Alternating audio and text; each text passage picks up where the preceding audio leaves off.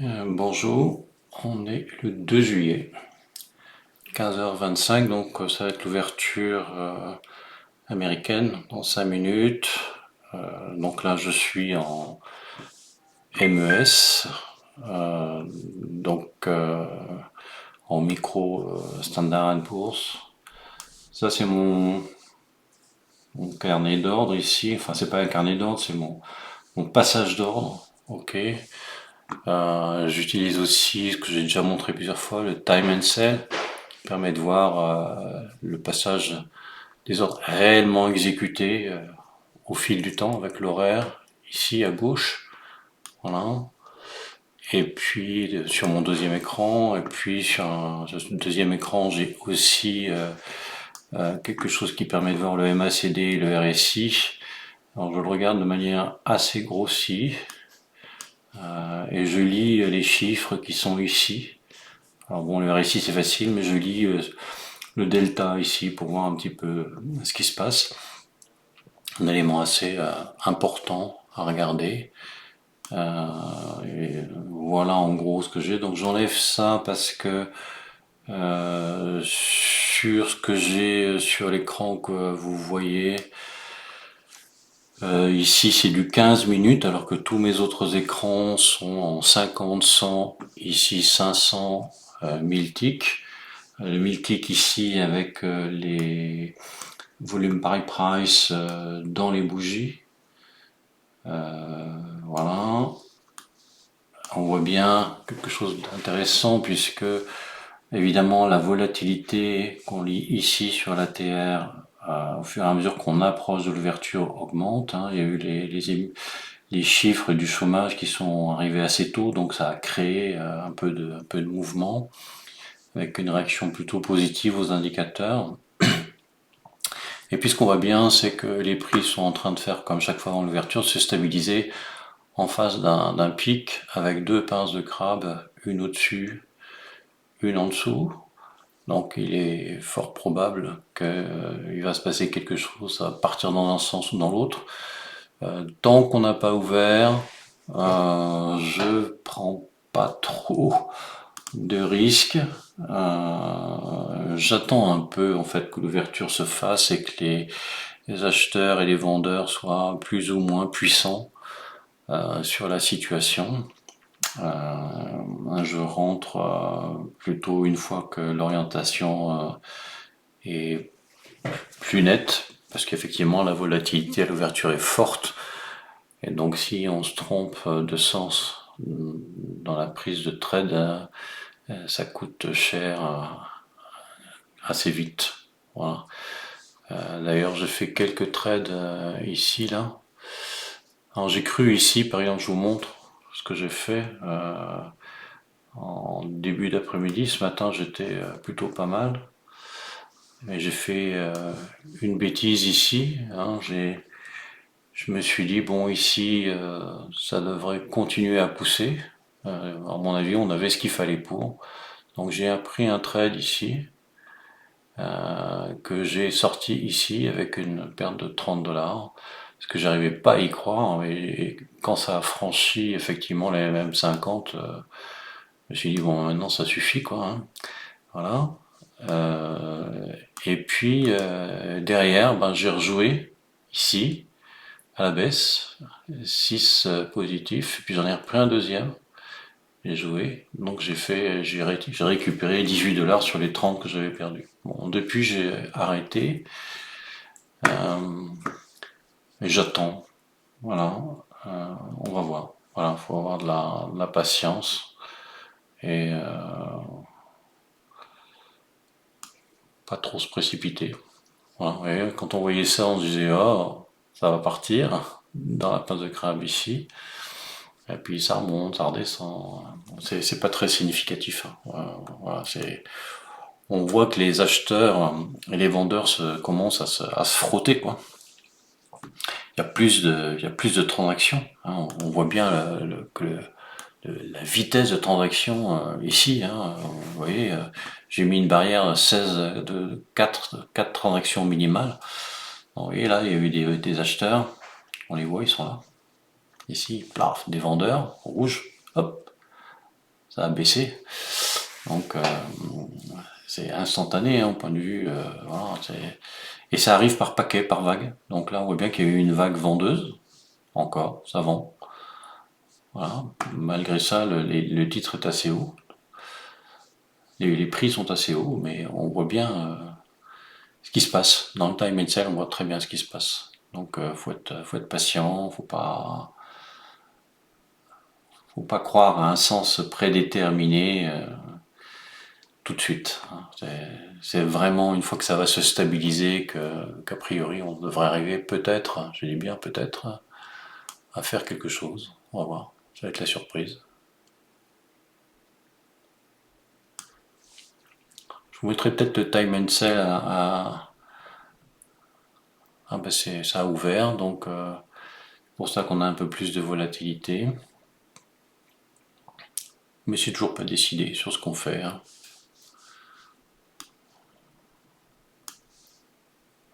C'est très hésitant.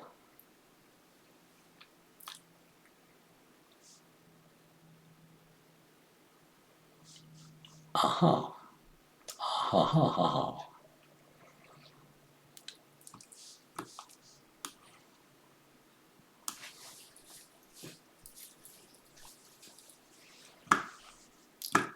On va peut-être essayer d'en faire un là.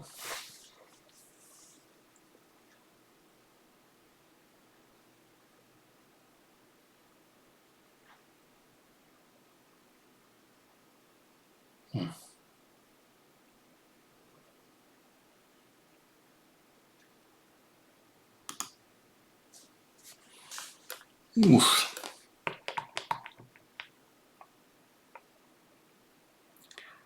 pas à contresens. Si j'arrive à le récupérer.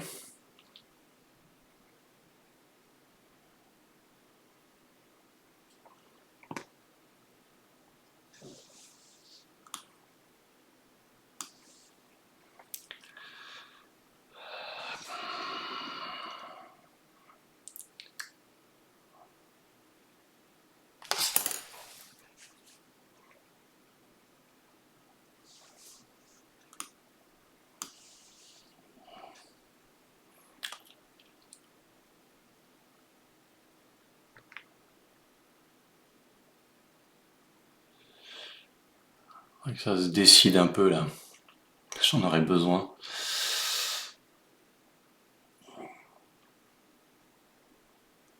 Et vraiment pas décidé. Hein.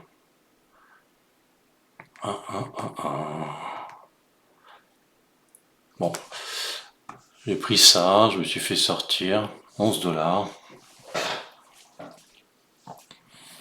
C'est pas encore net. Et vous avez vu que c'est un trade qui a été assez long.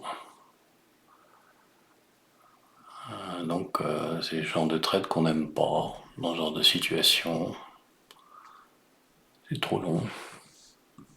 Je l'ai pris ici, 15h32, 15h33, 1 minute sur un trade d'ouverture, c'est incertain. C'est nettement incertain.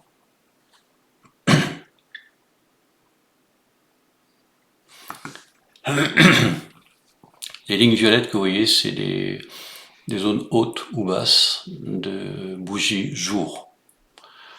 Noir, c'est, on voit bien, la semaine 24, le point haut de la semaine 24 en hebdomadaire. On est en semaine 25. Ça gigote, mais la tendance n'est pas claire.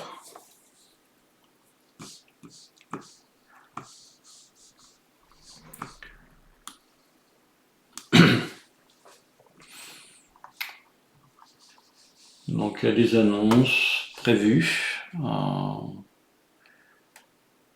16h sur des commandes industrielles qui à mon avis seront pas forcément très intéressantes.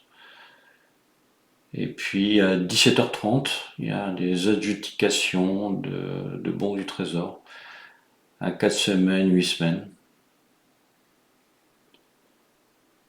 Il n'y a pas de grosses annonces. L'annonce la plus intéressante, ça sera le bilan de la Fed, mais ça sera à 22h30. Donc, moi, je serai plus là. Mais par contre, je regarderai ce que ça a donné. Pendant que ça bricole, j'ouvre sur mon autre ordinateur, parce que j'ai un portable à côté, là, sur la droite. Là. J'ouvre Financial Juice pour voir s'il y a des informations particulières.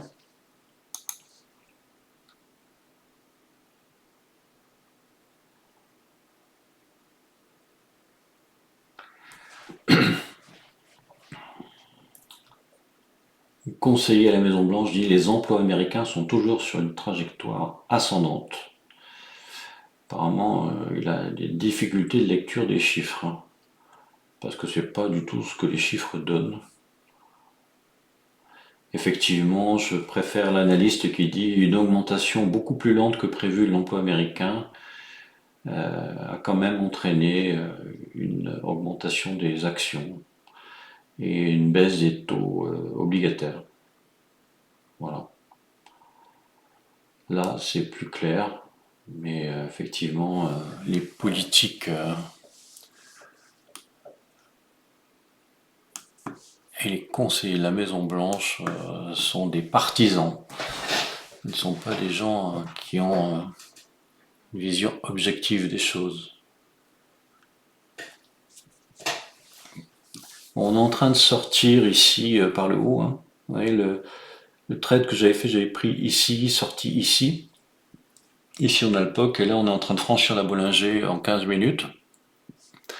C'est pas parce que on franchit la Bollinger que ça va s'arrêter. Ça peut freiner un peu, mais c'est pas pour ça que ça va, pas pour ça que ça va s'arrêter. Il y a encore de la place sur le RSI.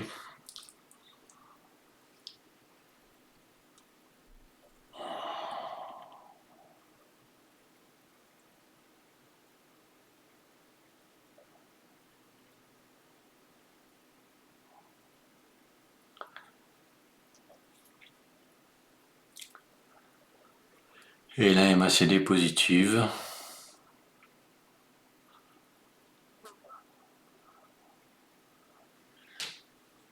C'est quand même pas très beau. Et c'est pas facile. Alors ce qu'on peut voir, intéressant pour en profiter, c'est qu'effectivement pour l'instant on navigue dans cette pince de crabe ici. Et que vous voyez bien qu'il se passe des choses en dynamique ici. Sur les barres, elles avancent, elles reculent. Donc on est en train de travailler cette zone ici. Voilà, on voit bien aussi que, par exemple, ici ça a été rempli, comme par hasard, c'est l'endroit du POC, ça a été rempli relativement avancé. Puis ici, là, quand on regarde dans notre bougie, on a moins de volume d'activité. Donc on pourrait très bien descendre et remplir tout ça. Voilà. On a l'impression que les prix ont un peu du mal à passer au-dessus là. Donc ouais, ce que je fais ça pour voir un peu ce que ça donne.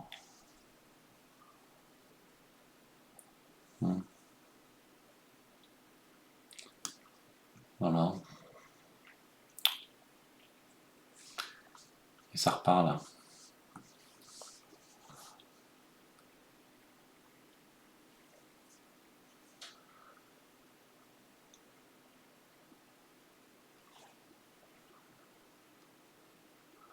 Bon, on va peut-être tenter le coup ou pas. Compliqué. Hein. Compliqué. Hein. Ça a du mal à partir. Tant pis, on va le tenter. Il me l'a pas pris. Je le sors.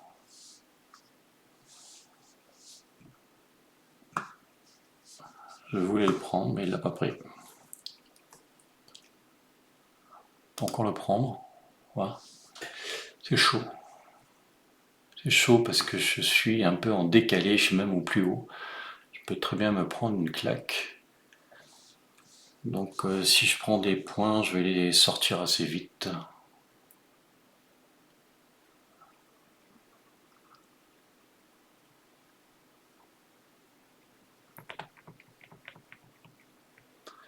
Je fuis.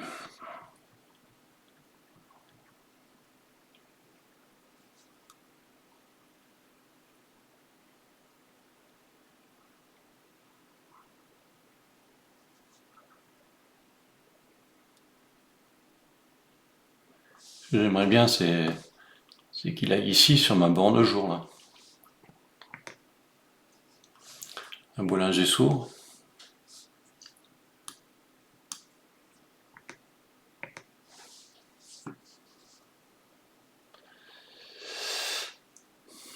C'est des trades pas faciles aujourd'hui, parce que ça yoyote, ça monte, ça descend, ça monte, ça descend.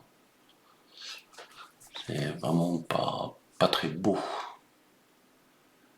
Ça hésite trop.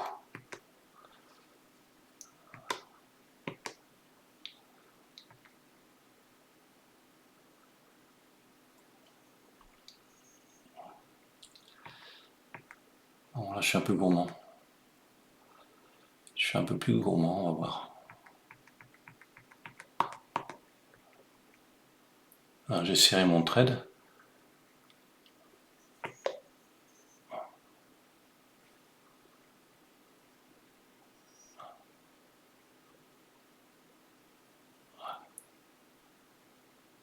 Ah ouais, il va me le faire. Bon, oui, je serre le trade au fur et à mesure. Sorti. C'est le prix qui me sort, hein, c'est pas moi qui me sort. Hein. 18 $. C'était pas trop mal. Mais vous voyez, c'est culotté parce que c'est en dehors de la Bollinger, là. C'est à la fois en dehors de la Bollinger, et puis vous voyez bien que ça se remplit tout seul à toute vitesse, c'est-à-dire qu'il n'y a plus de vendeurs. Il n'y a que des acheteurs. Vous voyez dans la bougie, là? Il n'y a que des acheteurs. Il n'y a pas de vendeurs. Très peu, très très peu de vendeurs. La bougie intérieure, elle est vide. Et ça poursuit. On a vraiment l'impression que cette fois, on a la tendance, et on le voit bien ici. On voit bien ici, on va chercher le haut là, ici, du RSI là. Si jamais ça passe au-dessus, que ça se maintient au-dessus, on va avoir une grosse, quelque chose d'intéressant, ça a bien grimpé. On va voir. Et là, il faut être méfiant parce qu'on a tendance à faire du FOMO, hein. C'est-à-dire à aller chasser, aller encore plus haut, encore plus haut, encore plus haut, alors que on voit bien que les moyennes mobiles s'écartent. Hein. Ça ne veut pas dire que ça va redescendre tout de suite, mais plus on monte, plus on prend de risques. Hein. C'est-à-dire si on prend un trade ici sur le pic là, si on prend un trade ici là, on risque de se prendre une descente ouais, de plus de 20 points, c'est-à-dire 100 $. Donc, méfiance, méfiance.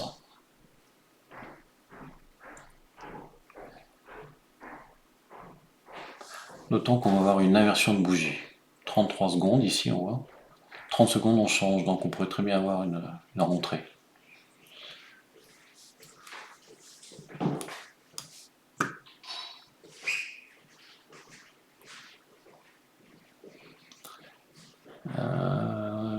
L'argument pour penser que ça peut encore monter, c'est que le POC ici n'est toujours pas sorti de la bougie.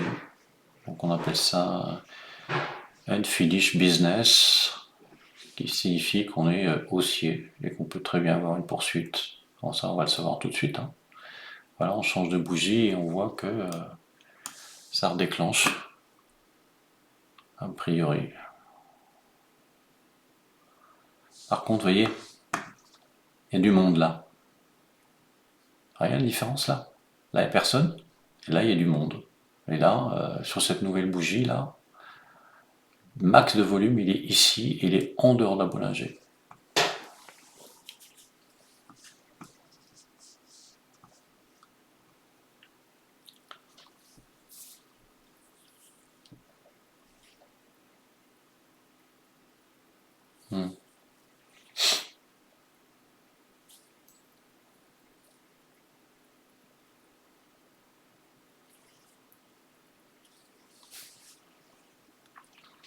Je suis pas courageux. En fait, c'est un front run, hein, mais c'est le premier choc, quoi. Donc, si je fais ça, le choc avant, c'était ici. Donc, c'était hier. C'était le max d'hier, quoi. Donc, on se bat avec le maximum d'hier. D'ailleurs, c'était la barre jour ici, hein, l'horizontale jour d'hier. Donc, est-ce qu'on va franchir ou est-ce qu'on va réintégrer? Ça, c'est une autre histoire.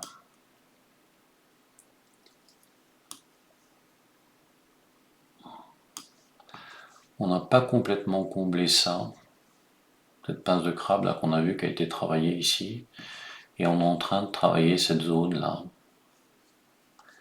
En général, quand on a un front run, on a une réintégration et éventuellement un démarrage. Ça peut être une barrière d'appui ici. C'est un prix moyen, voilà, qui peut être plus bas si on descend. Hein. Voilà. On voit bien en dynamique. Bon, alors, on fait quoi? On y va, on n'y va pas?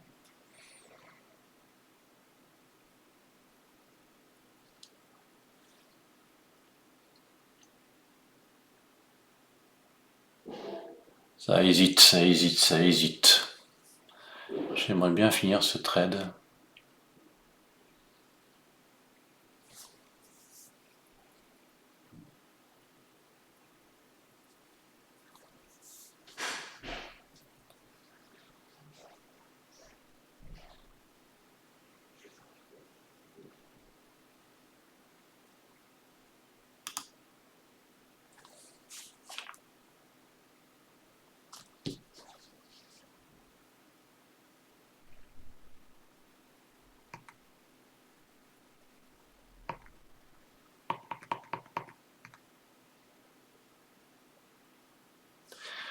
Voilà. Pourquoi je l'ai fait? Alors, j'ai fait pour deux motifs, trois motifs. D'une part parce que on avait un long range ici sur un front run et que pouvait partir. Deuxième chose, c'est qu'on jouait avec le RSI max ici et on voyait que ça commence à dépasser ici, donc c'était assez intéressant. Voilà. Et puis surtout, on voyait qu'on était en MACD positif, en longue distance, c'est-à-dire en 1000 ticks, en 500 ticks, et puis également aussi quand je l'ai pris ici, donc sur le 100 ticks que je vous montre, on l'avait aussi ici, on avait commencé déjà à partir. Moi, j'ai pris ici le trade. Hein. Voilà, je l'ai pris ici, je l'ai lâché ici. Ici, on était quand même sur, effectivement, là, j'ai hésité, et puis ça a redéclenché avec des acheteurs qui sont arrivés, et qu'on voit ici. On voit très bien ici, les acheteurs, des acheteurs, des acheteurs, des acheteurs, des acheteurs. Donc on voit très bien sur les durées courtes. Voilà. Bon, je vais m'arrêter là. Du coup, ça fait une journée plutôt sympa. Donc ici, vous avez le nombre de trades faits, 16 trades, enfin 18 trades, 16 trades gagnants, 2 perdants. Ok, trading, qu'est-ce que ça donne quand on regarde aujourd'hui? euh, Ça donne 98% de trades réussis, 97 dollars in the pocket, il est 4h moins 10. Ok, donc je ferme. Et puis, quand on regarde la liste des trades que je vous montre aussi, bah, ça montre ça. Alors le fameux moins 30 là que je me suis pris, hein, ça c'est mon trade perdant. Hein. Ouais, parce qu'il y en a eu il y en a eu deux. Alors j'en ai fait un petit ce matin, c'était sur un pyramidé. Bon, je suis sorti à la limite parce que je voulais garantir le truc. Mais celui-là, c'est un vrai perdant. Et donc, vous voyez, là, depuis qu'on a ouvert, à 15 heures, là, 12, 11, 18, 13. Donc, 1, 2, 3, 4, 60 dollars, quoi. Bon, voilà, 60 dollars une demi-heure. Moi, perso, ça me va bien, je vais aller faire autre chose. Allez, je vous souhaite de bons trades et une excellente journée.